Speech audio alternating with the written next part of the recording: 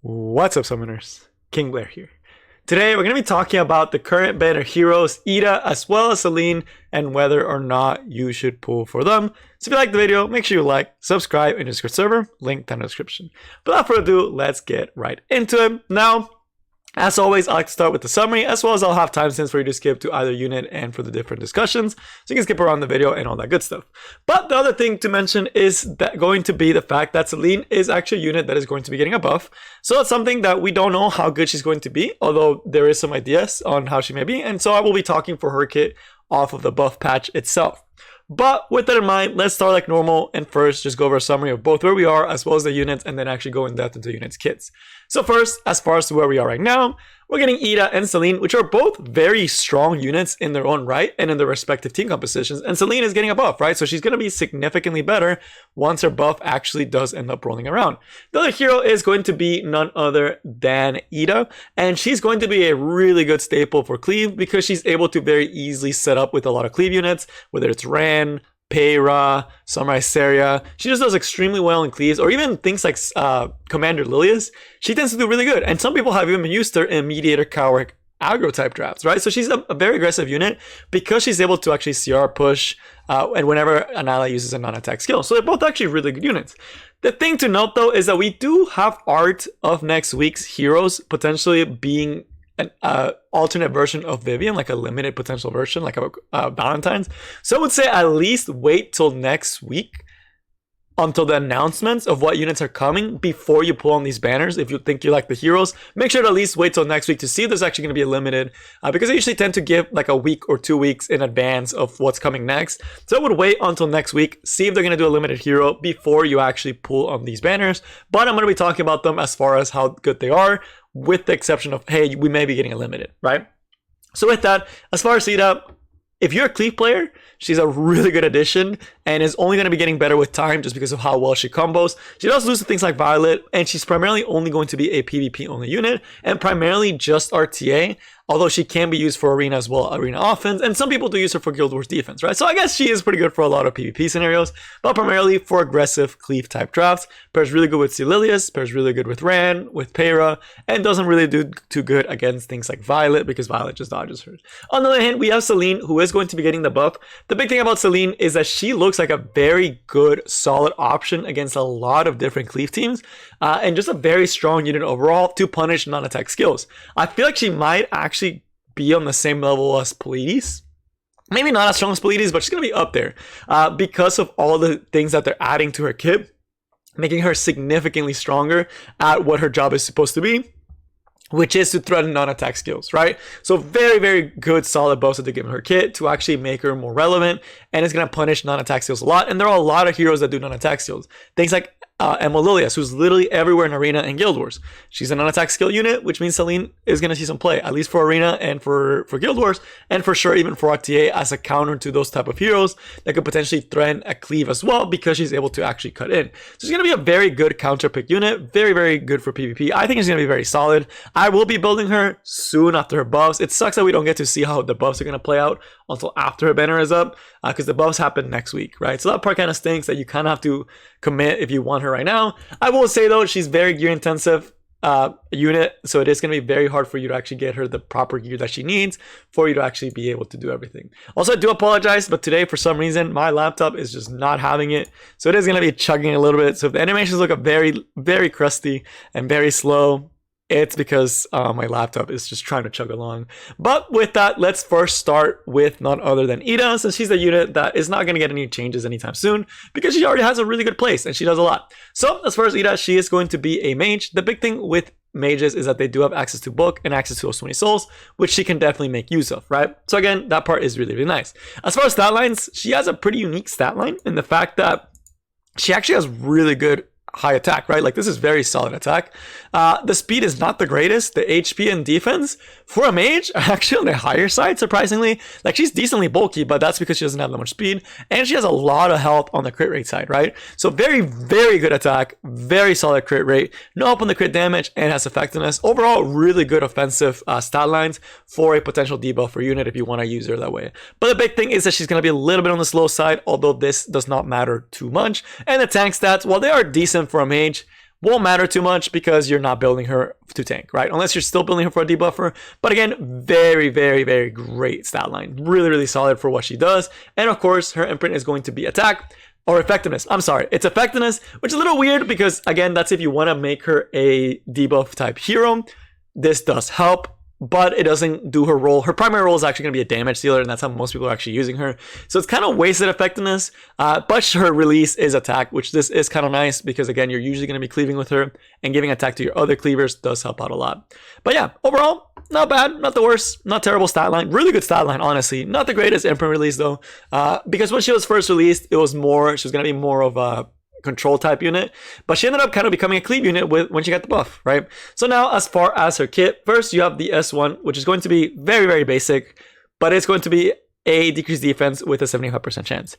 This usually doesn't play too much of a role in a fight, but again, it's just basically there, right? This is not the highlight of her kit. It's a very basic part of it. It really doesn't do that much, right? It's just kind of there.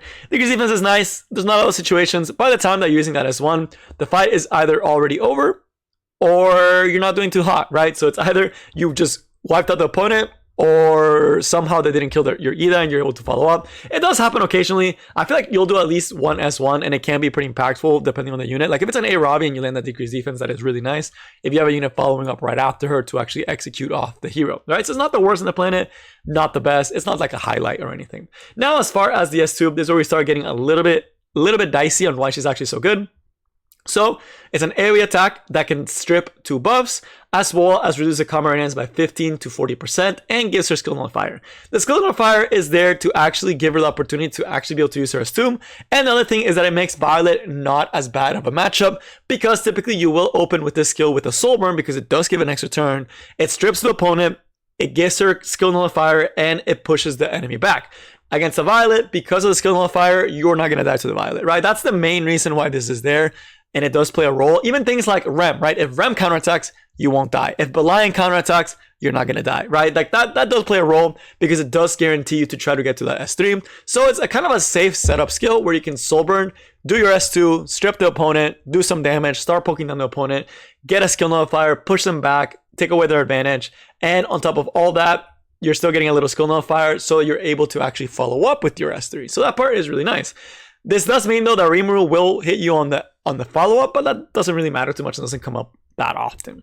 But the S3 is the big part that puts her kit all together. It's another AoE attack that has an 80% chance to stun, 85%.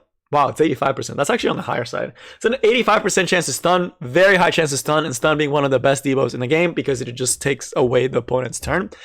Very high chance to stun. Huge CR gain, 20% CR boost after the skill, which lets it set up into the rest of your team. But the part that makes her very unique and a very good setup unit is actually the fact that when an ally uses a non-attack skill and this skill is available, you get combat readiness by 20%. A very important thing to note for this skill, it is not a once per turn. So something like Conqueror Lilius, right, which is a really big unit right now. If you have a Conqueror Lilius, which Conqueror Lilius does S3, Ida gets 20%. Then the Conqueror Lilius gets the extra turn, does an S2, that's another non-attack skill, that's going to give her 20%. So with Conqueror Lilius, you can actually get your Ida to get a 40% CR push bar, right? On the other hand, you have something like Ran. If Ran uses her S2, she gets 20%. If Para uses her S3, she gets 20%, right? A CR bar, right? That's a lot of CR gain. Or even things like Samurai Seria. If you have her with Samurai Seria is another non-attack skill, which means, again, you are getting that 20% along with Samurai Seria's 15% CR bar gain. So, in a way, it makes her a lot harder to actually cut and makes cleaves a lot more cohesive because you're able to CR push a unit and be able to be right there with the CR bar, cut the opponent's potential CR cutters, right? If they have a Rimuru, let's say you're using Ran and you decide to do S2 to give him CR bar, because she gets that 20%, it makes it a lot harder for the Rimuru to actually be able to cut you as far as CR bar goes. And that's the big reason why Ida can be such a great unit, as well as she gets to do 2 really good AoE attacks. The first one strips the opponent, stripping barriers, stripping attack buffs, which also does set up into the other part of the S3, which is going to set up into a stun, and it also pushes his opponent back, giving them less chance to be able to cut the rest of your cleave and also gives your team CR bar and potentially stuns the opponent so that you're able to more easily finish off your cleave. So essentially what Ida ends up doing is you have a unit that opens like Peyra, Rand, or Conquer. I keep trying to say Commander. Conquer Lilius, they will open. Ida will be able to cut the opponent. So even if they have a Polides, they may not be able to cut, right? Or you provoke with Lilius. And then you have your unit come up. You have Ida come up. You have her do the Soulburn S2 to push the opponent back and strip. And then you have her S3 to stun and kind of neutralize the opponent. And then CR push your team up, which will allow the rest of your cleave to follow up, right? And you can kind of pick and choose, right? If she gets a full team stun, you can go for whoever you want. If she doesn't get any, maybe gets one stun, you can leave that stun target and then go for the other ones with the rest of your team, right? So it's a very, very good cleave type unit. Really good for the pivot drafts, especially with Conquer Lilius. I use my Ida quite a bit. I use her mostly with Conquer Lilius pivot draft, where I'll have like Conquer Lilius, 2 DPSs, like maybe like an Aravi, a Rimuru, or Rylet. And then if the opponent goes very, very tanky, I'll last pick like a Ran and her, right? And I just want to make sure I ban the Violet, right? So overall, really good cleave unit. Very, very amazing. Great for Arena because you're able to set up cleaves very, very easily with her and make it very hard for the opponent to actually follow up. And as well for Guild Wars, because again, you have a unit that does a lot of damage that as long as you have a non-attack skill, she's going to get to cut most of the time, right? So very, very solid unit. If you're not a cleave player, I will say she's not a must-pull unit for you. So unless you're a cleave player or an aggro player, if you're an aggro or cleave player, you should definitely consider pulling for her. If you're not, you can honestly skip her, right? If you're a bruiser, full bruiser player, you don't really have any of the cleave units, you don't have Conquer Lilius fast enough, you don't trust your speeds, you don't have Rand, you have to have at least 2, right? 2 non-attack heroes. If you don't have that, she's honestly, you can skip her, right? It's not the end of the planet if you don't have her, but if you're a cleave player, she will open up so many different cleaves for you that it's one of those heroes that just enables so much stuff. And if you have the extra bookmarks, she's a very solid option. Again, wait till next week to see if we are getting a limited hero. But overall, if you're a cleave and aggro player, she's extremely, extremely, extremely good, right? So now on the other hand, we have none other than Celine, right? Celine. So for this skill, I will show the skills, but she's getting a pretty big buff, right? So first, as far as stat lines, she shares the exact same stats as I believe Violet. So pretty solid base speed, great HP, great attack, right? Like amazing attack, amazing HP, amazing speed. The defense is where you kind of lose all the stats because she has very low defense, right? It's one of the lowest defenses in the game. And of course, you have the critical hit chance. You do have some help there. No help on the critical hit damage. And of course, no effect on the Ephraim. Very solid offensive kit, which also the health kind of, same with Violet, she does get some form of survivability, right? But that's not her main role. She's not actually supposed to be anything like Violet. Her main role is going to be to punish non-attack skills, right? But as far as the EE, or not EE, as far as the imprint, she does get attack. It's not crit rate, but attack, again, lets her do more damage, lets her do her job better, and also gives you HP if you're trying to use her in a tankier team comp. And the last thing is going to be the exclusive equipment, where she's actually going to be getting crit hit chance. So she actually gets a lot of help on the crit chance department, which with her high attack and her pretty good speed, you can actually have very high statted Celines, where they can do their job in one-shot a unit. As far as these, the biggest one is going to be the stealth or the damage dealt is increased and attacks the highest attack. These are the 2 main ones, and they do both go onto S2. So we're going to talk about it, particularly how it pertains to her new kit. So as far as Celine, and right now, I'll show the update so you guys can see what the buffs are going to be next week, right? So we get her next week. As always, she's one of my favorite design heroes. I'm definitely building her. I'm actually working on getting gear for her this week, so I can actually gear her. I already 6-starred her. I'd have to still awaken her. But I'm trying to build her because I actually really like her, and I want to showcase her when the patch actually drops. I always thought she looks really cool. But as far as this one, this skill is not getting changed at all, and this skill is straight damage. But the damage that this skill does is pretty bonkers, right? It's one of those skills that you have your Celine walking up and she just slams that stick. She doesn't even have to take the sword out because she's just bonking so freaking hard, right? It does insane amount of damage. Like this skill alone does like 9-10k, right? Easily on an S1. It is a very, very, very hard hitting S1, right? But now we're getting to the S2 where we actually will have to look at a little bit more of our kit, right? So this is the balance patch. You can check it out. It's going to be live next week. But the big thing is going to be to her S2. So this is Intuition. This is the S2. It's a passive, right? It's also the same one that has all the EE's effects, for the most part, that are good, go into this skill. So what they're going to be doing, and what the skill does, is after the enemy uses a non-attack skill. So this can be something like Commander Lilius' S3. Camarilla is S2, Amelia S2, Ran S2, Pera S3. What are some other big ones in the meta? AOL S3, right? That's a big one, right? AOL S3 that a lot of people hate. Mediator Cowrick S3, right? All these different S3s attacks, whenever they use a non-attack skill, you're going to come in and you're going to activate this effect, right? And what the effect does is it's first going to cleanse you completely. This is probably the biggest change in her kit because it makes it so you can't really lock her down and then use your non-attack skill, which is a problem that she did have. So even think something like AOL. If AOL does her S3, before this update, she was silenced and unable to be buffed. She's not killing anything and she's completely useless, right? For the rest, basically, for that match. Well, now, if AOL does the S3, she goes, wait a minute, I can just cleanse this and come in and smack you. The other part that they added is that it also cuts by 20%, right? That part, again, it's another really impactful part. Why is this part an impactful part? Well, because it makes it so cleave is a lot riskier, because if you're using something like Summer Iseria, she's forced to use a non-attack skill, right? And if you have the Emo Celine and the Summer Iseria does her S2, you're cleansing the bombs and you're triggering this S2. That is really good for those situations, right? So it puts a lot more pressure on a cleaver's draft to not use non-attack skills, right? It's a lot of pressure that they have to actually deal with because you're potentially going to be cutting and not letting them set up, and you're doing a ton of damage. The other part is going to be, again, the S3. She did lose the cleanse on the S3 that she used to have, but it does make a lot more sense on the S2. But this does mean that it makes non-counter Celine not as good, right? It kind of pigeonholes Celine in a way to being a non-attack skill counter, which, because of the way the meta is set up right now and how many heroes have non-attack skills, that is actually better for her. But it does mean that if you're used to use her as a unit that you would get to S3 and then cleanse her, you can't do that as much, right? So you lose that aspect, but you gain so much more by being able to cleanse, right? Because now things like AOL can affect you. Celilius can break your attack, right? And we're going to talk about a little interaction in a second. The other one is going to, and the other part is going to be for the S3. You're also getting a barrier now, proportionate to your attack, right? And you do lose some healing, which again, it kind of sucks. It makes standard Celine worse, but it makes counter Celine for countering non-attack skill champions way better, right? For like her niche, because of the barrier. So now, why is that good, right?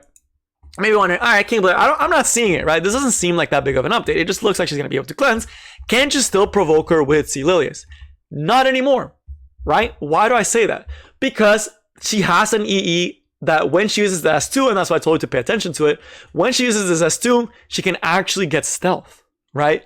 So that's actually one of the EEs. So if Celilius does an S3 and breaks your attack, you trigger the S2, you cleanse the attack break, you trigger a counter attack, and then you pick up stealth and get a 20% CR bar, right? So you're cutting the Celilius' team, you're doing huge damage to them, and you're stealthing, so you're guaranteed to get your S3 afterwards, right?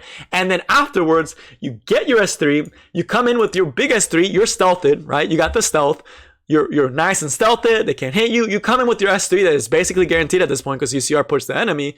You come in with your S3, you're smacking them, you do huge damage, you get evasion buff and a barrier as well as stealth for a turn, which means you get pretty much a guaranteed follow-up S1, right? Because they're not breaking that stealth, right? They're not going to break your stealth, your massive attack-based barrier when you have evasion, when you have that thick barrier. It's just not going to happen, right? So you have a stealthy unit that is able to counter non-attack heroes with the S2, potentially cutting them. And when she cuts, she gets to S3, get a barrier, get evasion, and stop and stick on the board and do big damage with the S1 and continue to pressure the enemy, right?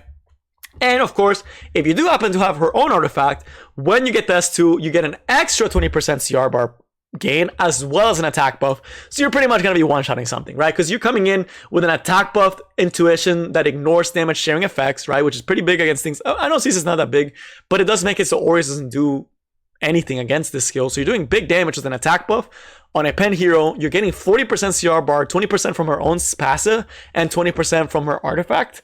And then you're coming with an S3, getting evasion, getting a barrier, and being able to stick on the board, right? So overall, going to be really, really solid, right? And it's going to force the opponent to have to play around her. So overall, do I think she's worth pulling for now because of the update?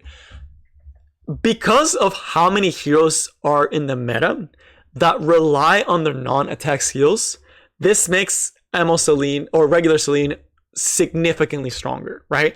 If you give her some speed, so she's like 220, 230 speed, so she can actually cut a majority of cleaves, as well as giving her like really good offensive stats, you force the opponent to not use the non-attack skills as long as she's on the board, right? Or they have to eat a lot of damage, right? And have to deal with the stealthed, attack buffed DPS hero potentially punishing a bunch of their other heroes, right?